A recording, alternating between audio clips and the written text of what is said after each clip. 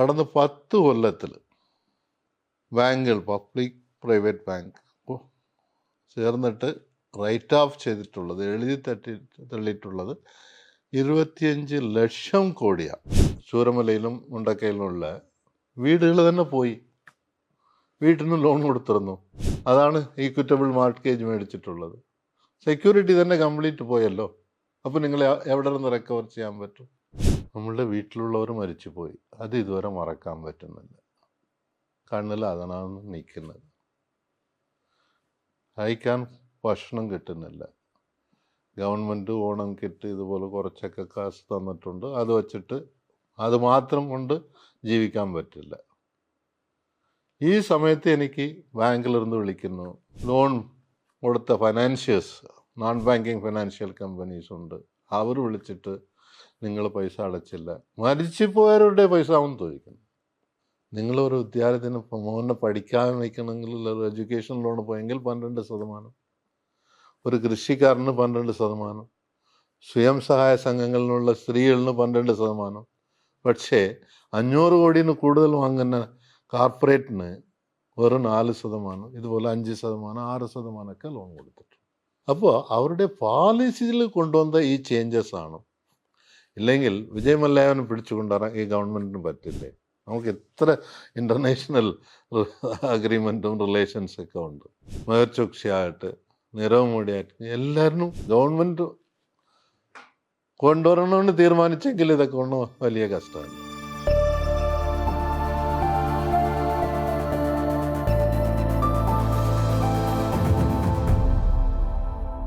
ഇന്ത്യയിലുള്ള banking system തന്നെ മറ്റ് നാടുകളിൽ നിന്ന് കുറച്ച് വ്യത്യാസമാണ്. ഇവിടെ കൂടുതൽ ബാങ്ക് പൊതുമേഖലയായിട്ടാണ്, പബ്ലിക് സെക്ടർ ബാങ്കുകളാണ് കൂടുതൽ. നമ്പർ കുറഞ്ഞിട്ടുണ്ടെങ്കിലും എപ്പോഴും മേജർ ഡെപ്പോസിറ്റും ലോണും കൊടുക്കുന്നത് പബ്ലിക് സെക്ടർ ബാങ്ക്സ്. അപ്പോൾ പബ്ലിക് സെക്ടർ ബാങ്ക്സിന് ഒരു സോഷ്യൽ കൺസേൺ നാഷണലൈസേഷൻ കൊണ്ടുവന്നപ്പോൾ അതിൻ്റെ മേജർ പർപ്പസ് പ്രോഫിറ്റ് അല്ല, reaching banking to every common man എന്നതായിരുന്നു. അപ്പോൾ അതിൽ സോഷ്യൽ ബാങ്കിങ് എന്ന കോൺസെപ്റ്റ് ഇപ്പോഴും priority sector lending, farmers loans, MSME lending, SHG loans, ഇങ്ങനെയൊക്കെ ചെയ്യുന്നത് ആ സോഷ്യൽ കൺസേണിൽ സോഷ്യൽ ലെൻഡിങ്ങിന് ഒരു ഭാഗമാണ്. പിന്നെ ബാങ്ക് നടക്കുന്നതിന് ബാങ്കിൻ്റെ ക്യാപിറ്റൽ വെച്ചിട്ടില്ല, സാധാരണ ജനങ്ങളുടെ ഡെപ്പോസിറ്റ് വെച്ചിട്ടാണ്.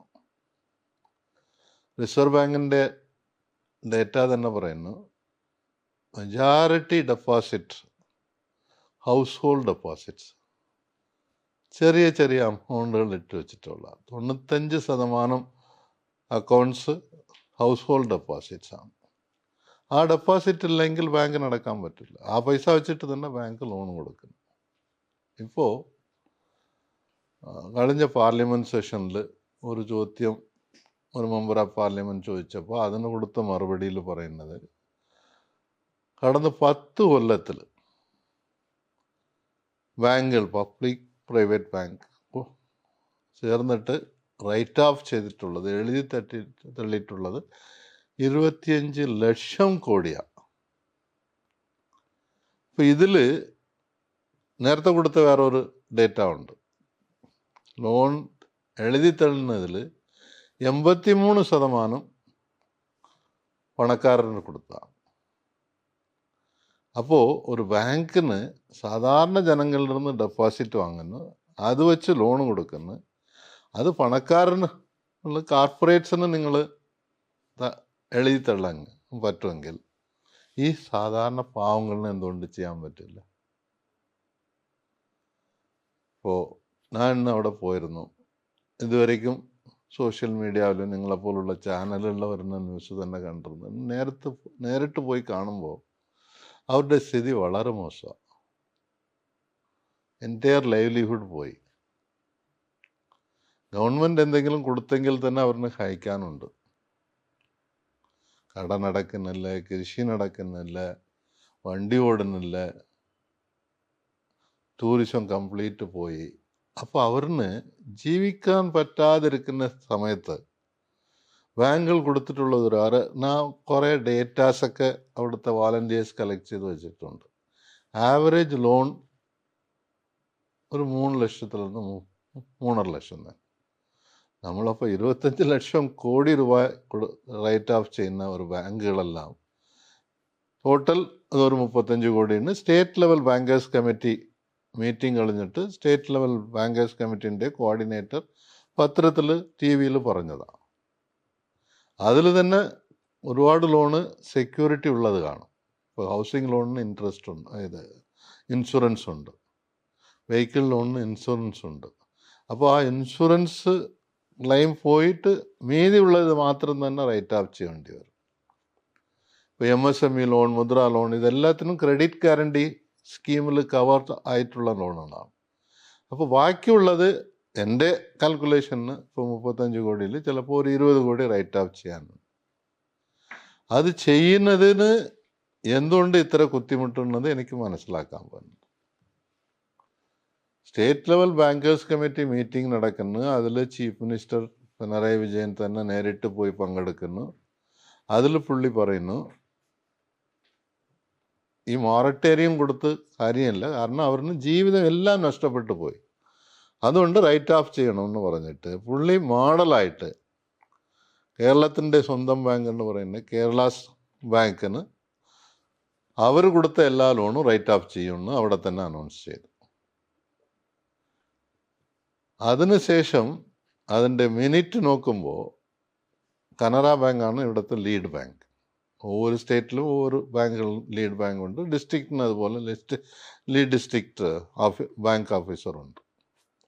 ഇവിടെ സ്റ്റേറ്റ് ബാങ്കാണ് ലീഡ് ബാങ്ക്. അപ്പോൾ കനറ ബാങ്കാണ് ലീഡ് ബാങ്ക്. കനറ ബാങ്കിൻ്റെ executive director higher up in the order, പുള്ളീൻ്റെ മുകളിലുള്ളത് ഒരു മാനേജിങ് ഡയറക്ടർ. പുള്ളി പറയുന്ന എല്ലാ ബാങ്കുകളും അവരുടെ ബോർഡിൽ പ്രപ്പോസൽ വെച്ചിട്ട് ഈ ലോണെല്ലാം എഴുതിത്തള്ളണം. അത് പറഞ്ഞിട്ട് ആൾമോസ്റ്റ് 1 മാസമായി. ഇതുവരെ ഒരു ബാങ്കും ചെയ്തിട്ടില്ല. അപ്പോൾ എന്തുകൊണ്ടാണ്? പ്രൈവറ്റ് ബാങ്ക് ഇതൊക്കെ കണ്ടിട്ട് മുത്തൂട്ട് ഫൈനാൻസ് കുറച്ച് പേരിന് എഴുതിത്തള്ളി NOCയും കൊടുത്തു. അപ്പോൾ ഇതിന് ബാക്ക്ഗ്രൗണ്ട് എന്താണ് നമ്മൾ നോക്കുമ്പോൾ, ഇതിനു മുൻപും ബാങ്കുകൾ റൈറ്റ് ഓഫ് ചെയ്തിട്ടുണ്ട്. പക്ഷേ പബ്ലിക്കായിട്ട് അനൗൺസ് ചെയ്യാതെ. 2004 സുനാമിയിൽ ഫിഷർമെൻ ഒരുപാട് പേര് നഷ്ടപ്പെട്ടു. അവരിന് കൊടുത്ത ലോണൊക്കെ ബാങ്കുകൾ റൈറ്റ് ഓഫ് ചെയ്തു. അതുപോലെ ഒക്കി സൈക്ലോൺ ഉണ്ടായിരുന്നു, അതിലും ഒരുപാട് പേർ നഷ്ടപ്പെട്ടു പോയി. അതൊക്കെ പബ്ലിക്കായിട്ട് പറയാതെ തന്നെ റൈറ്റ് ഓഫ് ചെയ്തിട്ടുണ്ട്. ഇപ്പോൾ ഈ പബ്ലിക് സെക്ടർ ബാങ്കുകളാണ് ആദ്യം ഡിസിഷൻ എടുക്കേണ്ടത്. അതിന് അവരെല്ലാവരും വെയിറ്റ് ചെയ്തുകൊണ്ടിരിക്കുന്നത് കേന്ദ്ര ഗവൺമെൻറ്റുമായിട്ട്.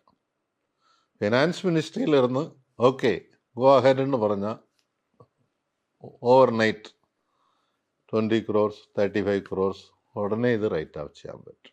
പക്ഷെ അവരെങ്ങനെ വിചാരിക്കുന്നു, സപ്പോസ് ഇവിടെ കേരളത്തിൽ ആദ്യം ഇങ്ങനെ ഒരു റൈറ്റ് ഓഫ് ബഹിരംഗമായിട്ട് പബ്ലിക്കായിട്ട് ചെയ്തെങ്കിൽ ഇതുപോലെ ഡിസാസ്റ്റർ വരുന്ന എല്ലാ സ്ഥലത്തും ഇതുപോലുള്ള ഒരു ഡിമാൻഡ് വരും. ഇപ്പോൾ ഡിസാസ്റ്റർ എന്നത് ഒരു നാച്ചുറൽ ഡിസാസ്റ്റർ. ഒരു ഡിസാസ്റ്റർ വരുമ്പോൾ അൺഎക്സ്പെക്റ്റഡായിട്ട് ആളുകൾ മരിച്ചു പോകുന്നു. അവരുടെ ജീവിച്ചിരിക്കുന്നവരുടെ ജീവിതം തന്നെ വളരെ കഷ്ടപ്പെടുന്നു. അപ്പോൾ ബാങ്കിന് ഇത് റൈറ്റ് ഓഫ് ചെയ്യുന്നതിൽ എന്താ കഷ്ടമുള്ളതാണ് എൻ്റെ ചോദ്യം. ബാങ്കുകളിന് ഇതൊരു കഷ്ടമല്ല. 25 ലക്ഷം കോടി റൈറ്റ് ഓഫ് ചെയ്തിട്ടുള്ളത് റെഗുലർ റൈറ്റ് ഓഫ് ചാനലിൽ. ഇതല്ലാതെ ഇപ്പോൾ all India bank employees association ഇപ്പോൾ ഒരു സോഷ്യൽ മീഡിയയിൽ പലരും സർക്കുലേറ്റ് ചെയ്തുകൊണ്ടിരിക്കുന്നു. അഡാനി ഗ്രൂപ്പിന് മാത്രം 12 ലോണ് ഇങ്ങനെ national company law tribunal write off ചെയ്തിട്ടുള്ളതെന്ന് അവർ വാങ്ങിയിട്ടുണ്ട്. വേറെ കമ്പനികൾ അവർ വളരെ കുറവായിട്ടുള്ള പൈസ കൊടുത്ത് വാങ്ങുന്നു. അപ്പോൾ അതിലൊക്കെ റൈറ്റ് ഓഫ് 60%, 65%, 70% അങ്ങനെ ചെയ്യാൻ പറ്റുമെങ്കിൽ ഇതുപോലുള്ള പാവങ്ങളിന് റൈറ്റ് ഓഫ് ചെയ്യുന്നത് ബാങ്കിന് ഒരു ബുദ്ധിമുട്ടല്ല. റൈറ്റ് ഓഫിൽ രണ്ട് രീതിയിലുണ്ട്.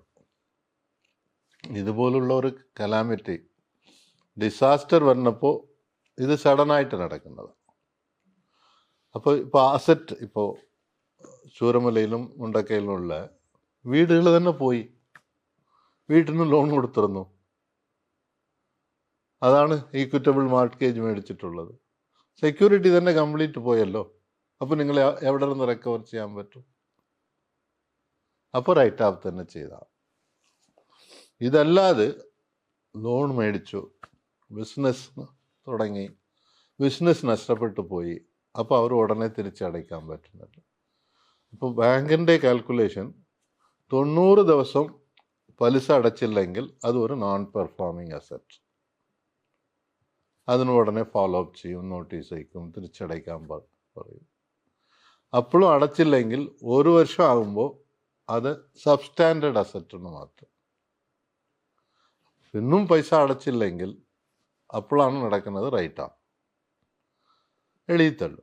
സർഫാസി ആക്ടിലും നടക്കുന്നതുണ്ട്. സർഫാസി ആക്ടിൽ സെക്യൂരിറ്റി ഉണ്ടെങ്കിൽ നമുക്ക് കോടതിയിൽ പോയി കേസിടും. 6 മാസം 1 വർഷം ആകും. പല കേസുകളിൽ ബാങ്ക് തന്നെ നോക്കിയിട്ട് ഇത്ര തന്നെ സെക്യൂരിറ്റി ഉണ്ട്, സെക്യൂരിറ്റിയിൽ ഒരുപാട് പോയി. ഇപ്പോൾ ഒരു ബിസിനസ് നടക്കുന്നവരിന്ന് ബിസിനസ് നഷ്ടപ്പെട്ടു പോയെങ്കിൽ കടയിലിരുന്ന് എടുക്കാൻ ഒന്നും സാധനം കൂടുതൽ കിട്ടില്ല. അപ്പോൾ ഒരു കാൽക്കുലേഷൻ അനുസരിച്ചിട്ട് പല പ്രാവശ്യം 1 ടൈം സെറ്റിൽമെൻറ്റാണ് ചെയ്യുന്നത്. ഓക്കെ, നിങ്ങൾ 100 രൂപ വാങ്ങിയിരുന്നു, നിങ്ങളെ കൊണ്ട് എത്ര അടയ്ക്കാൻ പറ്റും?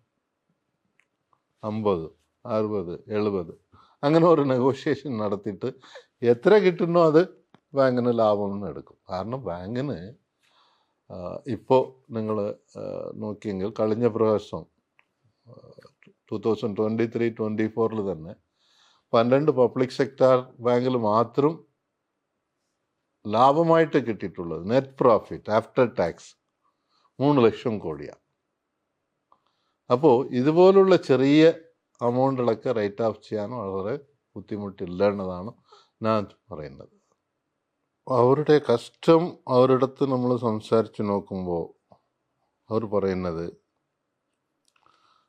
നമ്മളുടെ വീട്ടിലുള്ളവർ മരിച്ചുപോയി, അത് ഇതുവരെ മറക്കാൻ പറ്റുന്നില്ല, കണ്ണിൽ അതിനാണ് നിൽക്കുന്നത്, കഴിക്കാൻ ഭക്ഷണം കിട്ടുന്നില്ല, ഗവൺമെൻറ് ഓണം കിറ്റ് ഇതുപോലെ കുറച്ചൊക്കെ കാശ് തന്നിട്ടുണ്ട്, അത് വച്ചിട്ട് അത് മാത്രം കൊണ്ട് ജീവിക്കാൻ പറ്റില്ല. ഈ സമയത്ത് എനിക്ക് ബാങ്കിലിருந்து വിളിക്കുന്നു, ലോൺ കൊടുത്ത financials, non banking financial companies ഉണ്ട്, അവർ വിളിച്ചിട്ട് നിങ്ങൾ പൈസ അടച്ചില്ല, മരിച്ചുപോയവരുടെ പൈസ ആവുമെന്ന് ചോദിക്കുന്നു. ഇന്നൊരു സ്ത്രീ പറഞ്ഞതാണ്, എൻ്റെ വീട്ടിൽ എൻ്റെ സിസ്റ്റർ മരിച്ചു പോയി, അവളുടെ പൈസ അടച്ചില്ലെന്ന് പറഞ്ഞിട്ട് അവർ എന്നെ വിളിച്ച് ചോദിക്കുന്നു അത് എപ്പോഴാണ് അടയ്ക്കും. അപ്പോൾ അത് എവിടെ കൊണ്ട് വിടുമെങ്കിൽ ഇതുപോലെ നടക്കുന്നത് കൊണ്ടാണ് സൂസൈഡ് വരുന്നത്. നമ്മൾ കണ്ടിട്ടുണ്ടല്ലോ ഫാർമേഴ്സ് സൂസൈഡ്, എവറി ഇയർ ഓരോ വർഷവും എത്ര ഫാർമേഴ്സ് സൂസൈഡ് നടക്കുന്നു. അത് ആൾമോസ്റ്റ് 99% സൂസൈഡ് എവിടെയെങ്കിലും കടം മേടിച്ചിട്ട് തിരിച്ചടയ്ക്കാൻ പറ്റുന്നില്ല, കൃഷി നഷ്ടപ്പെട്ട് അവർ കമ്പൽ ചെയ്യുന്നു, പൈസ കൊടുന്ന് അവർ വന്ന് ചോദിക്കുന്നു, ചീത്ത പറയുന്നു, അപ്പോൾ സൂസൈഡ്. അതുപോലെ സ്ഥിതിയിൽ ഇവർ പോവും. ഇത് ഇപ്പോൾ ആരും നോക്കില്ല, ആ സ്പീഡൊക്കെ കുറഞ്ഞു. ആദ്യം എല്ലാവരും അവിടെ പോയി, പത്രക്കാരൊക്കെ പോയി, ഒഫീഷ്യൽസ് പോയി. ഇപ്പോൾ 2 മാസം ആകുമ്പോൾ ആ ഇൻട്രസ്റ്റ് പതുക്കെ കുറഞ്ഞു വരുന്നു. അപ്പോൾ അവരിരുന്ന് ആലോചിക്കും, എന്നാൽ എന്താ ചെയ്യും അടുത്ത്. ഇപ്പോൾ ഇനി ബാങ്ക് അടുത്ത് ചെയ്യേണ്ടത് ആക്ച്വലി ഈ പൈസ എഴുതി തള്ളിയിട്ട് പുതിയ ലോൺ കൊടുക്കണം. അപ്പോൾ തന്നെ അവരെ കൊണ്ട് ജീവിക്കാൻ പറ്റും. ഗവൺമെൻറ് ചില എഫേർട്ടൊക്കെ എടുത്തുകൊണ്ടിരിക്കുന്നതെന്ന് അറിഞ്ഞു. ഇപ്പോൾ NABARD, national bank for agriculture rural development, അവർ അവിടത്തിൻ്റെ കൃഷിയും അലൈഡ് ആക്ടിവിറ്റിയുമായിട്ട് ഒരു പ്ലാൻ ഉണ്ടാക്കി കൊടുത്തുവിട്ടിട്ടുണ്ട്. അത് ഇംപ്ലിമെൻ്റ് ആകണം. അതുപോലെ ഈ ലീഡ് ബാങ്കിന് ഒരു റോളുണ്ട്. ലീഡ് ബാങ്കാണ് 5 year credit plan, annual credit plan ഉണ്ടാക്കുന്നത്.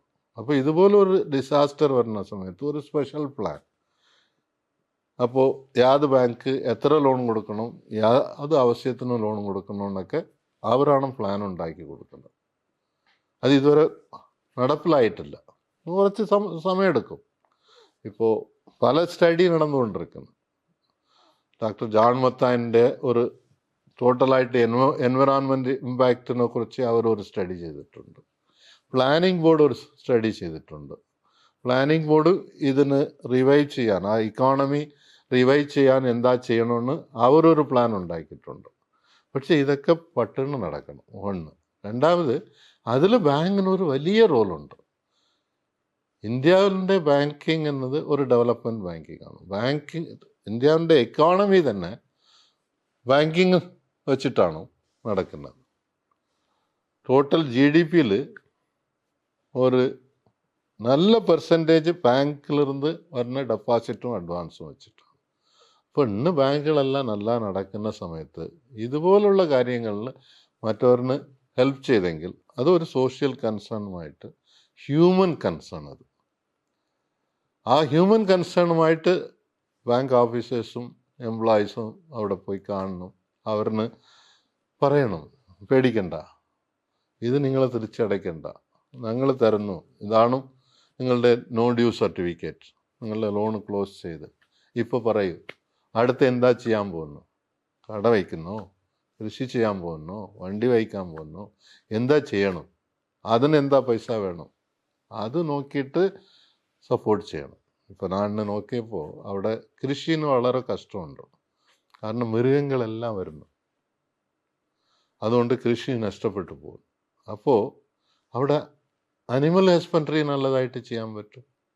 ഡയറി, പിഗറി, പൗൾട്രി,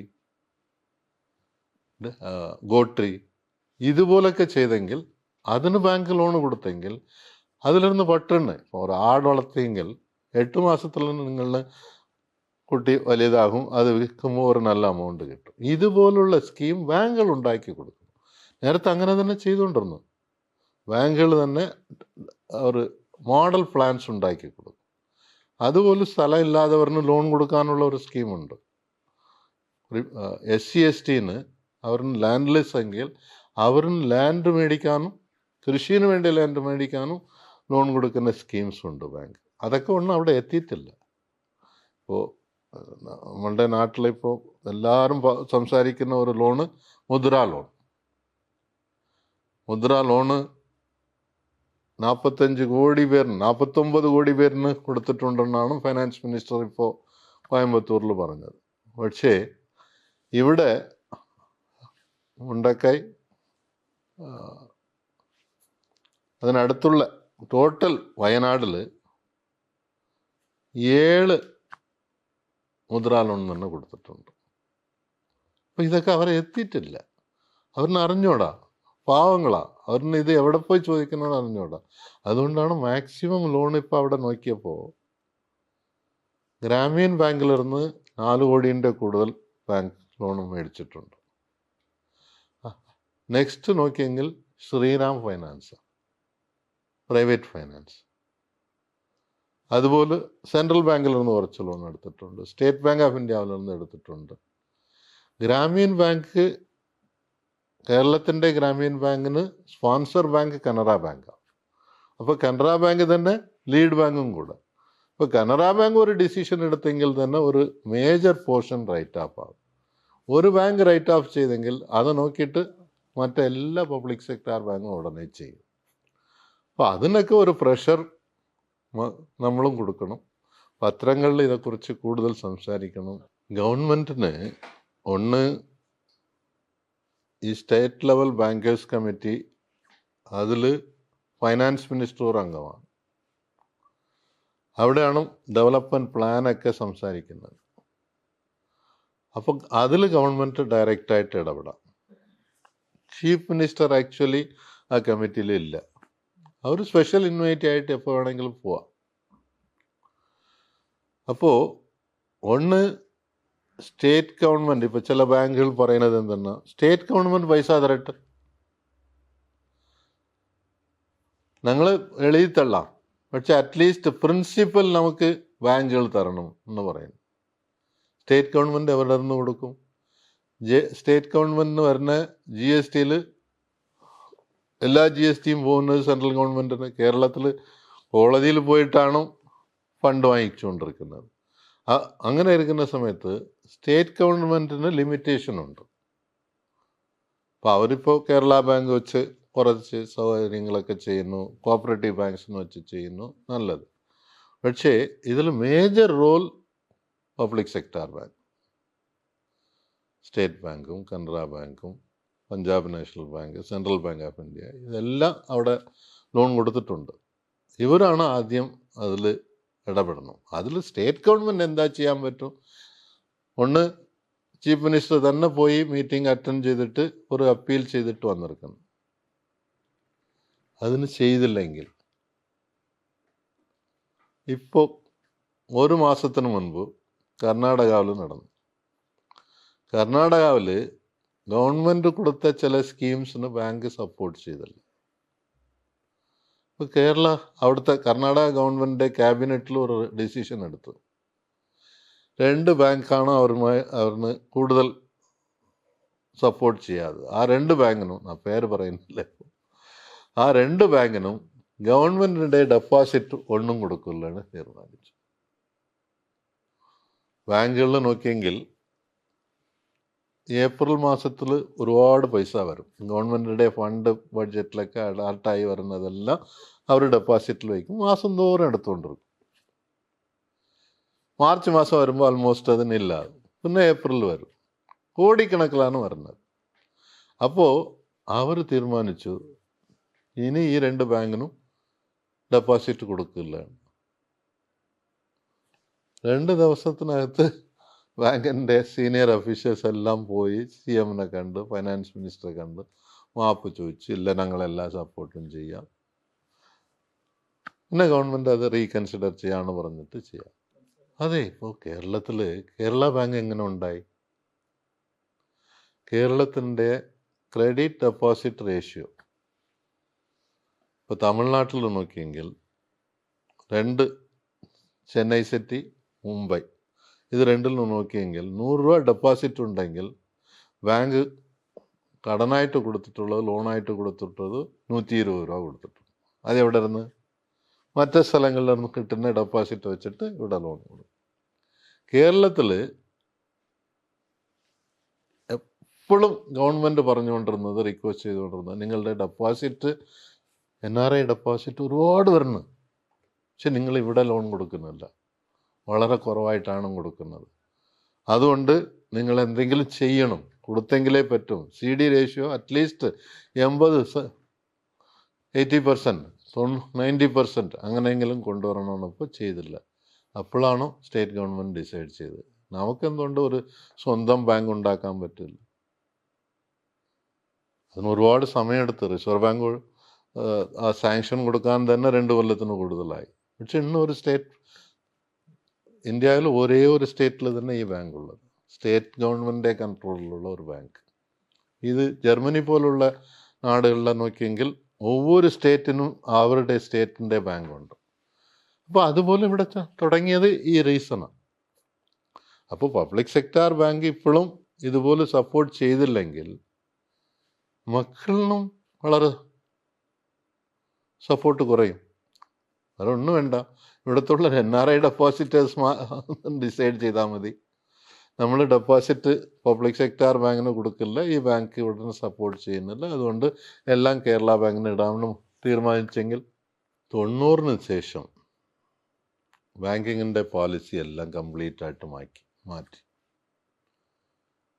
ഈ ലിബറലൈസേഷൻ, പ്രൈവറ്റൈസേഷൻ, ഗ്ലോബലൈസേഷൻ എന്ന് പറഞ്ഞിട്ട് 90 വരേക്കും നോക്കിയെങ്കിൽ ആഫ്റ്റർ 69-ലാണ് നാഷണലൈസേഷൻ. ചെറിയ കടങ്ങളാണ് കൂടുതലായിരുന്നു, വലിയ കടങ്ങൾ വളരെ കുറവായിരുന്നു. ആ പീരിയഡിൽ ഇൻകം ഇൻഇക്വാലിറ്റി കുറഞ്ഞു വന്നു. പക്ഷെ 90-ൽ ഈ പോളിസി കൊണ്ടുവന്നപ്പോൾ അവരെന്താ തീരുമാനിക്കുന്നത്, ബാങ്കുകൾ ചെയ്യുന്നത് ഒരു ബിസിനസ്സാണ്. ഇപ്പോൾ ബിസിനസ് എങ്കിൽ ലാഭത്തിന് വേണ്ടിയാ. അപ്പം അതുകൊണ്ട് ചെറിയ കടങ്ങൾ കൊടുത്തുകൊണ്ടിരിക്കുന്നു.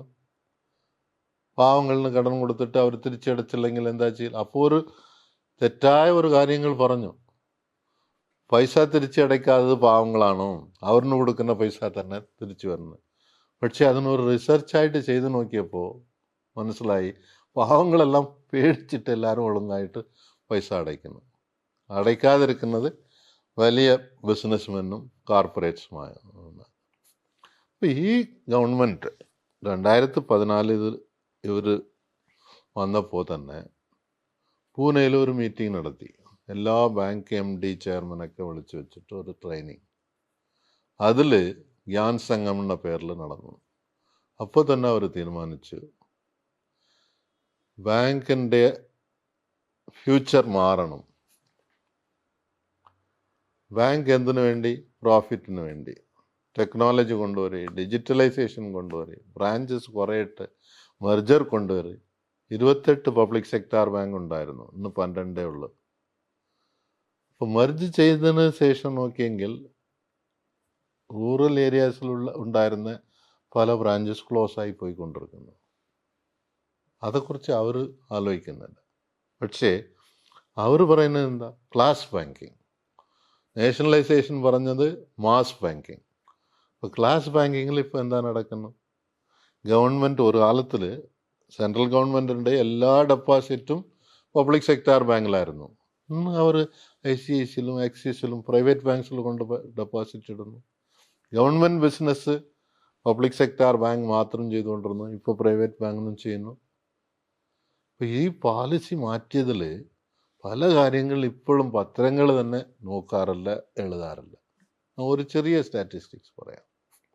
റിസർവ് ബാങ്കിൻ്റെ ഒരു quarterly report basic statistical return എന്നൊരു റിട്ടേൺ അവർ അപ്ലോഡ് ചെയ്യുന്നതുണ്ട്. അതിൽ മാർച്ച് 2024 ഡേറ്റ നോക്കിയെങ്കിൽ 449 പേരിന് കൊടുത്തിട്ടുള്ള ലോൺ അബോവ് 500 crores ഈച്ച്. പാവപ്പെട്ടവരെന്ന് 449 പേരിന് 4% പലിശയിൽ കൊടുക്കും. നിങ്ങളൊരു വിദ്യാർത്ഥിന് മോനെ പഠിക്കാൻ വയ്ക്കണമെങ്കിൽ ഒരു എഡ്യൂക്കേഷൻ ലോൺ പോയെങ്കിൽ 12%, ഒരു കൃഷിക്കാരന് 12%, സ്വയം സഹായ സംഘങ്ങളിലുള്ള സ്ത്രീകളിന് 12%. പക്ഷേ 500 കോടിന് കൂടുതൽ വാങ്ങുന്ന കോർപ്പറേറ്റിന് വെറും 4%, ഇതുപോലെ 5%, 6%ഒക്കെ ലോൺ കൊടുത്തിട്ടുണ്ട്. അപ്പോൾ ഇത് ഗവൺമെൻറ്റിനിടെ പോളിസിയിൽ കൊണ്ടുവന്നിട്ടുള്ള മാറ്റങ്ങളാണ്. എല്ലാ ബാങ്കിലും ബോർഡിൽ ഫിനാൻസ് മിനിസ്റ്ററിൻ്റെ ഒരു റെപ്രസെൻറ്റേറ്റീവ് ഉണ്ട്, റിസർവ് ബാങ്കിൻ്റെ ഒരു റെപ്രസെൻറ്റേറ്റീവ് അവിടെ ഇരിക്കുന്നു. അവരെല്ലാവരും കൂടിയാണ് തീരുമാനിക്കുന്നത്. ഇപ്പോൾ ബാങ്കിൽ ഒരു ഗവൺമെൻറ്റിൻ്റെ റൂൾ നാഷണലൈസേഷൻ കൊണ്ടുവന്നത് ഒരു ഓഫീസർ ഡയറക്ടർ അവിടെ ഇരിക്കണം, ഒരു എംപ്ലോയി ഡയറക്ടർ ഇരിക്കണമെന്ന്. 2014 ശേഷം ഇതുവരേക്കും ഒന്നും അപ്പോയിൻറ്റ് ചെയ്തിട്ടില്ല. ഒരു കേസ് ഫയൽ ചെയ്തിട്ട് 8 കൊല്ലമായിട്ട് നടക്കുന്നു ഡൽഹിയിൽ. ഗവൺമെൻറ് ഒരു മറുപടിയും കൊടുക്കാതിരിക്കുന്നു. അപ്പോൾ അവരുടെ പോളിസിയിൽ കൊണ്ടുവന്ന ഈ ചേഞ്ചസ് ആണ്. ഇല്ലെങ്കിൽ വിജയ് മല്യനെ പിടിച്ചുകൊണ്ടുവരാൻ ഈ ഗവൺമെൻറ്റിന് പറ്റില്ലേ? നമുക്ക് എത്ര ഇൻ്റർനാഷണൽ അഗ്രിമെൻറ്റും റിലേഷൻസൊക്കെ ഉണ്ട്. മെഹർ ചോക്സി ആയിട്ട് നീരവ് മോഡി ആയിട്ട് എല്ലാവരും ഗവൺമെൻറ് കൊണ്ടുവരണമെന്ന് തീരുമാനിച്ചെങ്കിൽ ഇതൊക്കെ ഒന്നും വലിയ കഷ്ടമല്ല. പക്ഷെ അവരിന് സഹായങ്ങൾ തന്നെ ചെയ്തുകൊണ്ടിരിക്കുന്നു. ഇപ്പോൾ റിസർവ് ബാങ്ക് ഒരു പുതിയ പോളിസിയും കൊണ്ടുവന്നിരിക്കുന്നത് റൈറ്റ് ഓഫ് ചെയ്യുന്ന ഇത് വിൽഫുൾ ഡിഫോൾട്ടേഴ്സ് എന്ന് നമ്മൾ പറയുന്നത്, പൈസ അടയ്ക്കാൻ പറ്റും പക്ഷെ അടയ്ക്കുന്നില്ല. അങ്ങനെയുള്ളവരിന് വിൽഫുൾ ഡിഫോൾട്ടറിന് ബാങ്ക് ഒരു സൗകര്യം ചെയ്യരുത് എന്നതാണ് ഇതുവരെയ്ക്ക് ഇരുന്ന നിയമം. ഇപ്പോൾ റിസർവ് ബാങ്ക് അത് മാറ്റി അവരിനും 1 ടൈം സെറ്റിൽമെൻറ്റ് ചെയ്യാം, നെഗോഷിയേറ്റ് ചെയ്യാം. അപ്പോൾ അവർ ചെയ്തത് തെറ്റെന്ന് അറിഞ്ഞിട്ടും അവരുടെ അടുത്ത് നെഗോഷിയേറ്റ് ചെയ്യാമെന്ന് പറയും. അപ്പോൾ ഈ പോളിസീസൊക്കെ റിവേഴ്സാണ്. ഇപ്പോൾ ചെറിയ കടങ്ങൾ വളരെ കുറവായിട്ട് പോയി. പെർസെൻറ്റേജ് ഞാൻ അനാലിസിസ് ചെയ്തിട്ടുണ്ട്. ഒരു സമയത്ത് 98% ലോണുകൾ ചെറിയ കടങ്ങളായിരുന്നു. ഇപ്പോൾ അത് 70% കുറഞ്ഞു. അപ്പോൾ പാവങ്ങളിന്, മിഡിൽ ക്ലാസ്സിന്, ട്രേഡേഴ്സിന്, സ്ട്രീറ്റ് വെണ്ടേഴ്സിന് ഒരു പുതിയ സ്കീം കൊണ്ടുവന്നിട്ടുണ്ട്. അതിൽ കുറേ ലോൺ കൊടുക്കുന്നു 10,000 രൂപ. ആ 10,000 രൂപ വെച്ച് അവർ ഒന്നും ചെയ്യാൻ പറ്റുന്നില്ല. പക്ഷേ ഇന്ന് ആ ചെറിയ കടങ്ങൾ കൊടുക്കുന്നത് ബാങ്കിൽ തന്നെ ആളുകളുടെ സ്ട്രെങ്ത് കുറഞ്ഞു. ഒരു ചെറിയ ഡേറ്റ പറയാം. സ്റ്റേറ്റ് ബാങ്കിൽ ഒരു എംപ്ലോയിന് 1263 കസ്റ്റമേഴ്സ് ഉണ്ട്. അത് HDFC ബാങ്കിൽ 323 കസ്റ്റമേഴ്സ് ഉണ്ട്. 5 മടങ്ക. അപ്പോൾ ഇത്ര പേരിന് നിങ്ങൾ കൂടുതൽ സർവീസ് ചെയ്യണമെങ്കിൽ കൂടുതൽ സ്റ്റാഫ് വേണം. സ്റ്റാഫ് കൊടുക്കുന്നില്ല. അപ്പോൾ സർവീസ് മോശമാകുമ്പോൾ ആൾക്കാരുടെയൊക്കെ പബ്ലിക് സെക്ടർ ബാങ്കിലിരുന്ന് പ്രൈവറ്റ് സെക്ടർ ബാങ്കിലും അതിനെക്കാട്ടിലും കൂടുതൽ നോൺ ബാങ്കിങ് ഫിനാൻഷ്യൽ കമ്പനിയിൽ മുത്തൂട്ടോ, ചോളമംഗലം, ശ്രീറാം ഫൈനാൻസ്, ബജാജ് ഫൈനാൻസ് അവരെ നോക്കി പോയിക്കൊണ്ടിരിക്കും.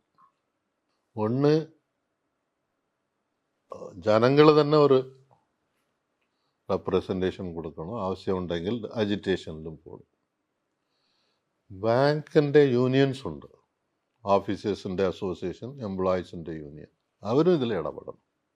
അവരിനും ആ സോഷ്യൽ റെസ്പോൺസിബിലിറ്റി ഉണ്ട്. അപ്പോൾ അവരിനും അവരുടെ ബാങ്കിൽ ടേക്കപ്പ് ചെയ്യണം, ഇത് ഉടനെ ചെയ്യണം. സ്റ്റേറ്റ് ഗവൺമെൻറ് ഞാൻ പറഞ്ഞതുപോലെ അവരുടെ ഒരു പ്രഷർ ഇല്ലെങ്കിൽ ഞങ്ങൾ ഡെപ്പോസിറ്റ് തരില്ല, നിങ്ങളെ സപ്പോർട്ട് ചെയ്യില്ല, അങ്ങനെ പറയുമ്പോൾ. പക്ഷെ അൾട്ടിമേറ്റ്ലി ഇതിൽ ഡിസിഷൻ എടുക്കേണ്ടത് കേന്ദ്ര ഗവൺമെൻറ്റാണ്. അപ്പോൾ അവരത് തീരുമാനിക്കണം. ഇത്ര റൈറ്റ് ഓഫ് ചെയ്യുന്നത് നമ്മൾ പെർമിറ്റ് ചെയ്തുകൊണ്ടിരിക്കുന്ന സെൻട്രൽ ഗവൺമെൻറ് ഇതുപോലെ കഷ്ടപ്പെടുന്ന പാവങ്ങളിന് വേണ്ടി ഒരു ഡിസിഷൻ എടുക്കുന്നത്, അതിനൊരു മൾട്ടിപ്ലയർ എഫക്റ്റ് തന്നെ വരട്ടെ. ഇതുപോലെ 10 സ്ഥലങ്ങളിൽ ഡിസാസ്റ്റർ വരുമ്പോൾ കുറച്ചുകൂടെ ആളുകൾ തന്നെ കുറച്ച് റൈറ്റ് ഓഫ് ചെയ്യണമെങ്കിലും ചെയ്യാൻ തയ്യാറാകണം. അതിനുവേണ്ടിയല്ലേ ഗവൺമെൻറ് നമ്മൾ എന്തുകൊണ്ട് എല്ലാ ടാക്സും, GSTയും, ഇൻകം ടാക്സും, എല്ലാ ടാക്സും, എക്സൈസ് ഡ്യൂട്ടി, കസ്റ്റംസ് ഡ്യൂട്ടി എല്ലാം കൊടുക്കുന്നല്ലോ. അത് എന്തിനു വേണ്ടി? മക്കളിനെ സഹായിക്കാൻ വേണ്ടി. അത് ചെയ്യാൻ കേന്ദ്ര ഗവൺമെൻറ് തയ്യാറാകണമെന്നതാണ് എൻ്റെ റിക്വസ്റ്റ്. ഇത് അറിഞ്ഞിട്ടേ ചെയ്യുന്ന തെറ്റാ. ഇവിടെ ഒരു അപ്പോസിഷൻ റൂൾഡ് സ്റ്റേറ്റ്. ഗുജറാത്തിൽ ഇത് സംഭവിച്ചിരുന്നെങ്കിൽ ഉടനെ എന്തെങ്കിലും ചെയ്യുമായിരുന്നു. പല സ്റ്റേറ്റുകളിൽ ചെയ്തിട്ടുണ്ട്. അവരുടെ സ്റ്റേറ്റ് ഗവൺമെൻറ്റിന് നടക്കുന്ന സ്ഥലങ്ങളിലൊക്കെ ഇമ്മീഡിയറ്റ് ആയിട്ട് ഫണ്ട് റിലീസ് ചെയ്യുന്നത്. പക്ഷേ ഇവിടെ അങ്ങനെ ചെയ്യുന്നില്ല. ഇത് ആ ഫെഡറലിസത്തിന് മോശമാണ്. ഇന്ത്യ ഒരു ഫെഡറൽ സ്റ്റേറ്റാണ്. എല്ലാ സ്റ്റേറ്റുകളും കൂടി ഒരു യൂണിയൻ ഗവൺമെൻറ് നടക്കുന്നു. അപ്പോൾ കോൺസ്റ്റിറ്റ്യൂഷനിൽ തന്നെ പറഞ്ഞിട്ടുണ്ട് India is A federal state എന്ന്. ഇൻഇക്വാലിറ്റി മാറണം. സ്റ്റേറ്റിന് അവരുടെ അധികാരങ്ങൾ കൊടുക്കണം, അവരിന് സപ്പോർട്ട് ചെയ്യണം എന്നൊക്കെ. അത് ചെയ്തില്ലെങ്കിൽ ഇത് ഡിവിഷൻ ഉണ്ടാകും, അജിറ്റേഷൻസ് ഉണ്ടാകും, എക്സ്ട്രീമിസം ഉണ്ടാകും. ഇതാണ് നമ്മൾ പല സ്ഥലങ്ങളിൽ കണ്ടുകൊണ്ടിരിക്കുന്നത്. അപ്പോൾ ഇപ്പോൾ ബംഗ്ലാദേശിൽ നടന്നതുപോലെ ഒരു സ്ഥിതി നടക്കാതിരിക്കണമെങ്കിൽ ഗവൺമെൻറ് പെട്ടെന്ന് ഈ കോഴ്സ് കറക്ഷൻ ചെയ്യണം. നമ്മൾ ഇതുപോലെ പോകുന്ന കോഴ്സ് ശരിയല്ല. നമുക്ക് ഈ നാട്ടിൻ്റെ മെജോറിറ്റി ജനങ്ങളിന് എന്താ ആവശ്യമെന്ന് നോക്കിയിട്ട് അവരിന് സൗകര്യങ്ങൾ ചെയ്തു കൊടുക്കണം. മുഖ്യമായിട്ട് ഈ ഡിസാസ്റ്റർ വരുന്ന സമയത്ത് നാഷണൽ ഡിസാസ്റ്റർ റിലീഫ് ഫണ്ടുണ്ട്, ബഡ്ജറ്റിൽ തന്നെ സെപ്പറേറ്റായിട്ട് ഡിസാസ്റ്ററിന് ഫണ്ടുണ്ട്. അപ്പോൾ ഇതൊക്കെ ഉടനെ പെട്ടെന്ന് കൊടുക്കണം. 100% അത് രാഷ്ട്രീയമാണ്. നമ്മൾ ബഡ്ജറ്റിൽ തന്നെ കണ്ടല്ലോ എത്ര 54,000 കോടി ആന്ധ്രാപ്രദേശിനും ഒരു 50,000 കോടി ബീഹാറിനും, വേറെ പല സ്റ്റേറ്റിനും ഒന്നുമില്ല. സോ ഇത് 100% രാഷ്ട്രീയം. ഈ ഒരു ഡെമോക്രാറ്റിക് കൺട്രിയിൽ ഇങ്ങനെ ഒരു ഡിസിഷൻ എടുക്കുന്നത് തെറ്റാണ്. അത് മാറണം. ലോണിൽ ആദ്യം ചെയ്യേണ്ടത് എഴുതിത്തള്ളാനുള്ള പെർമിഷൻ ആ ഗവൺമെൻറ് അവരുടെ തന്നെ റെപ്രസെൻറ്റേറ്റീവ് ഉണ്ടെന്ന് ഞാൻ പറഞ്ഞല്ലേ. ഡിപ്പാർട്ട്മെൻറ്റ് ഓഫ് ഫിനാൻഷ്യൽ സർവീസിൻ്റെ റെപ്രസെൻറ്റേറ്റീവ് ഉണ്ട്, RBIൻ്റെ റെപ്രസെൻറ്റേറ്റീവ് ഉണ്ട്. അവർ ആ ബോർഡിൽ പറഞ്ഞാൽ മതി ഇതൊരു ചെറിയ എമൗണ്ട് നമ്മൾ എത്ര എഴുതി തള്ളിയിട്ടുണ്ട്, ഈ ചെറിയ എമൗണ്ട്, കമോൺ ഡു ഇറ്റ് എന്ന് പറഞ്ഞാൽ തീർന്നു പോകും. അടുത്ത് ചെയ്യേണ്ടത് ഈ സ്ഥലങ്ങളിന് വേണ്ടി സ്പെഷ്യൽ പ്ലാൻ ഉണ്ടാക്കണം. ഇപ്പോൾ വയനാട്ടിൽ ഇതുവരെയൊക്കെ ഇരുന്നത് പോലുള്ള ടൂറിസം ഇനി നടക്കാൻ പറ്റില്ല. എല്ലാവരിനും പേടിയുണ്ട്, ഗവൺമെൻറ്റിനും പേടിയുണ്ട്, എൻവിറോൺമെൻ്റലിസ്റ്റിനും പേടിയുണ്ട്. അപ്പോൾ ഒരു ആൾട്ടർനേറ്റ് എന്താ? ആ ആൾട്ടർനേറ്റ് ഡെവലപ്പ് ചെയ്യുന്നത് ഗവൺമെൻറ്റാണ്. അതിൽ സ്റ്റേറ്റ് ഗവൺമെൻറ്റിനും റോളുണ്ട്, സെൻട്രൽ ഗവൺമെൻറ്റിനും റോൾ. ഫണ്ട് കൊടുക്കുന്നത് അൾട്ടിമേറ്റ്ലി മെജോറിറ്റി ഫണ്ട് വരുന്നത് സെൻട്രൽ ഗവൺമെൻറ്. അപ്പോൾ അവർ അതിന് ഒരു ഡയറക്ഷൻ കൊടുക്കണം. Okay, prepare A 5 year plan, നമ്മൾ ഇത്ര കോടി ഇതിന് അലാട്ട് ചെയ്യാം എന്ന് പറഞ്ഞെങ്കിൽ പെട്ടെന്ന് ഇതൊക്കെ ചെയ്യാൻ പറ്റും.